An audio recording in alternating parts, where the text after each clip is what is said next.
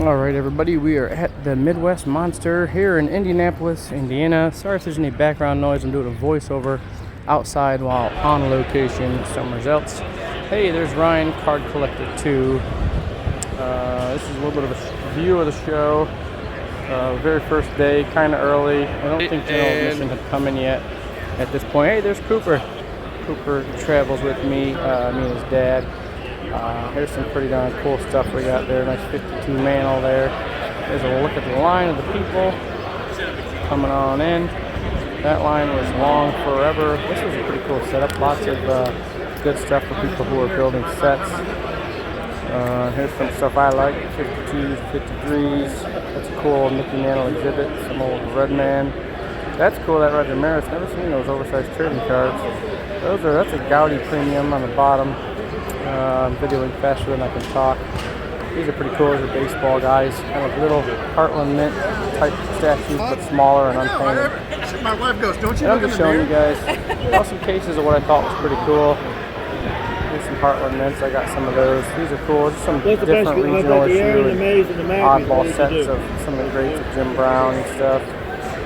Some 2205s and 2206s. Cool signatures in there. I can't remember who was in there, but I figured I'd show you. You can pause it and maybe you know. Some aviation autographs. There might have even been an Amelia Earhart. I don't know because I went too fast. But if you pause it, you might have known. Those are cool. Look like they're vintage, but they're not super vintage. There's some cool Joe Louis stuff in the 30s. You know, essentially some rookie stuff. James Braddock, some Muhammad Ali. Filmed some different stuff that I thought maybe you guys don't see all the time. Show you a lot of sports cards and not a lot of the other sports like the boxing and stuff. Some Jack Johnson's there, very cool. I think there's Sam Langford in there. I was looking at this case with Ryan from Breakout Cards. I love anything that Pete Nervous in the middle there, that looks like the, I think the 71 Topps card. Those are cool. Some Woodstock tickets, I think that was, if I remember correctly. That was kind of cool. And Barbara Streisand, that's pretty cool. It's like some old I like it because it's like cards, busty and some stuff. Polydors.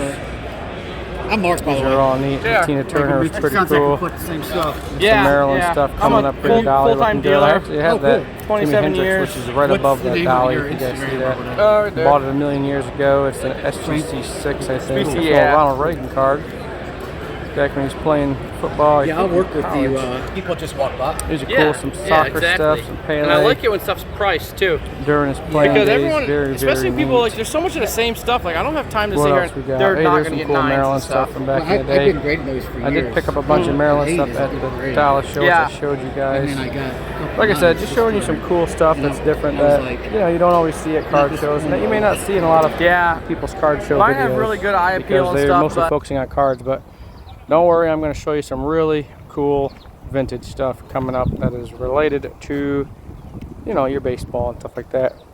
These are all real cool. Some old Jesse Owens and stuff back in his heyday. Let you guys take a minute, just take all that beautiful stuff in. That's cool. 10,000 for that set. What else we got? Here's Ryan looking at some stuff, doing a deal. And that's what I do all the time. Usually I run around and do a quick video, and then I mostly sleeve and top loading for my $5 box or my bargain box. A lot of times I'm buying stuff in bulk, going through it and just making piles of stuff for my boxes. There's some more cool stuff. Just Speaker, Ted Williams. That right there, that was a full Theodore Williams signature that they chopped up to fit in that card, and I think what a waste. What a waste of a Ted Williams autograph. That's cool. This 52 Bowman Mickey Mantle signed on the back. Very cool. And I think I'm talking to somebody right here, and I forget that I'm talking. Or I forget that I'm still filming. So this part of the video may be a little bit crappy, but hey, you may see something that I might not have actually done. Some nice Babe Ruth cuts, some Mickeys. Oh, maybe I do know what I'm doing here. Some more 52 Mickeys. I'm going to tell you something. There was a lot of Mickey autos. That's beautiful. That Babe Ruth Lou Gehrig dual signed. A lot of 52 Mickeys, and a lot of times I've seen lots of them in the same case. So, same dealers with lots of multiples. Look at that Babe Ruth cut autograph on a modern Hall of Fame postcard. Lots of Babe Ruth cuts in this case here. Big prices on them too, man. I remember when those were so much cheaper back in the day, but gotta remind myself that I'm kind of older now, so Stuff's not as cheap as it used to be. That's 55 doubleheader there. Oh no, I think that was a 1912. I forget what it was. I think that was a 12 double folder, 1912. Ozzy Osbourne Inkworks autograph. That's pretty cool. Some cool MJs.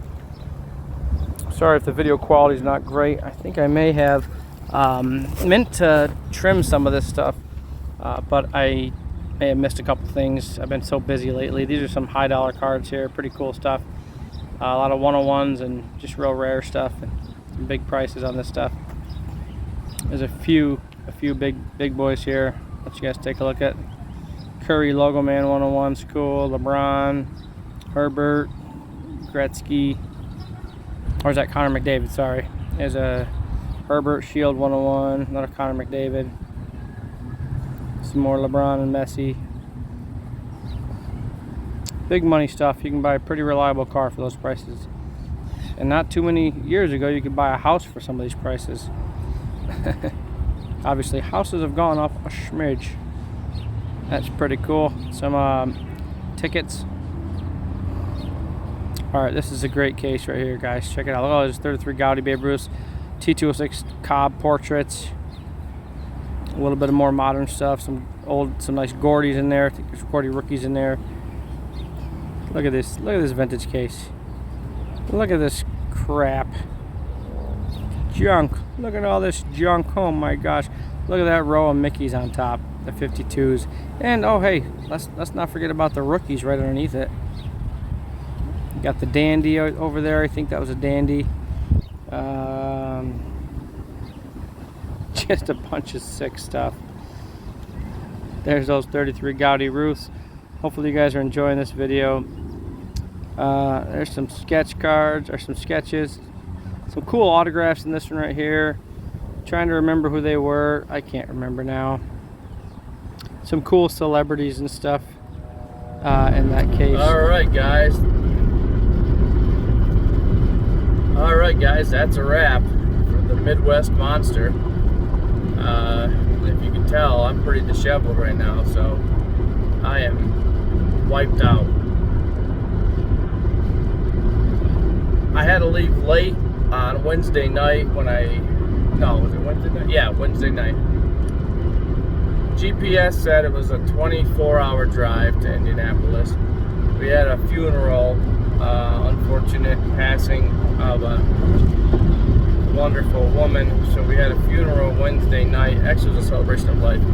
And I should have left Wednesday morning early so I could not kill myself almost to get there. But I had to leave at 9:30 at night instead. I had to try to be there by Thursday night so I could get to sleep, wake up, and set up for the show. It took me 27 hours to get there. I drove straight through the night. A little extra time was just me stopping, eating up some food on the road, getting gas, and blah, blah, blah. Plus, the longer it went, the slower I would pump my gas and the slower I would walk through the stores. Anyways, it took me that long to get there. Finally got there Friday in the middle of the night at 2:30 in the morning. Got to bed at 3 in the morning. Woke up at 7 in the morning, so 4 hours later, and headed off to the show. The show was big and awesome. I think it would have been a great show for buying. But, you know, location. I'll show you a picture right here. I'll draw it for you because I don't have a layout. But as you can see, the entrance is right there. And my table was in the complete opposite corner. The show had a lot of dealers. And it did get a good turnout. But again, kind of like the last Denver show, there were so many dealers that I feel like there just wasn't enough customers to go around so that all the dealers could each get a little piece here and there, or, you know, sell enough to enough people to make it worth it. So in this case, I looked around the show the whole time and I just feel like it was so busy on the other side. I just feel like people didn't get a chance. There wasn't enough time to get back to the corner where me and my buddy were set up. So I feel like I didn't see 50% of the customers, if I'm being honest. So long story short, for me, the show was a complete bust, complete flop. I think I only made $1,500. I might have been $1,200. I really didn't do a lot of sales because I just really didn't see a lot of people. Maybe I just didn't have the right stuff at the right prices for the people at this show, or I just didn't see enough people at my table. Either way, I didn't do well. After all my expenses, let's see, it was cost me about $400 in gas. Cost me like $100 for a hotel for a couple nights because I split with a buddy. Let's see, it was $200 for the table. So, and then, you know, the stuff that I sold, I obviously had money invested into because I don't get it for free. So I think at the end of the day, I definitely made probably $0 at this show. So I may have even lost money after my expenses and what I sold my stuff for, and, you know, a little bit of profit I might have made. But long story short, I think it was a good show overall. It just wasn't a good show for me. And now I'm still driving. I got about an hour till I get home. Finally almost there. I started driving Saturday night. I left right from the show, drove till after midnight because I was still pretty wiped out from the first drive there. I never really got caught up on my sleep. Plus, shows are so mentally exhausting. I drove till after midnight, slept in my car, got up, drove all day until after midnight again yesterday, slept in my car, and got up, and I'm still driving. So I've been driving about 7 hours today, I think, and I'm finally almost home. So all that being said, hopefully you guys enjoyed the car show walkthrough. Hopefully I didn't ramble too much. I'm very tired, so I might be quite a bit in ramble mode, but I did want to do like an ending to this video. So thanks for watching. I leave to go to Hawaii Wednesday, and then I'll be back, and I have to go right to the Denver Big Show. 8 hours after my flight is scheduled to come in, I leave for the Denver Big Show. So wish me luck. That's one of their two big ones they have every year, like a 500 table show. If you're gonna be there, let me know in the comments and come over and say hi to me. And then after that, a couple weeks after that, I got Dallas again. So I think I got a couple small ones in between. But you guys have a good one, and we'll see you next time. Later.